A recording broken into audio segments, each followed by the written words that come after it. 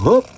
Nagtaas na ang presyo ng gas. Lahat na nagtaas pero ang labuyo bumaba na. Kaya pagkakataon na para gumawa tayo ng chili oil. Pagsamasamahin lang natin lahat. Garlic, chili, at saka cooking oil sa blender. Hop! Sabay blender para bumaba yung mga bawang at chili. Dagdagan pa ng mantika dahil kinulang. Blender ulit, dahan-dahanin hanggang sa makuha ang consistency na gusto natin. Pagkatapos nga ay isa lang na natin sa kawali. Buksan sa mahinang apoy para hindi kaagad masunog ang ating bawang at sili. Nagdagdag lang ako ng mantika. Asin. Himalayan salt lang po yan kaya po kulay pink ang kulay niyan. Pagkatapos nga, naglagay na rin ako ng oyster sauce. Isang pakete lang po nilagay ko dyan.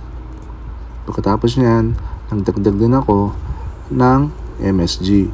Dinagdagan ko kasi nakita ko lang sa kusina. Para mabalanse ang anghang, lagyan natin ng konting sugar. Yan, patatamis lang natin ng konti pero hindi yung matamis na matamis. Matapos nga ay haluin lang natin mabuti. Dahan-dahan lang.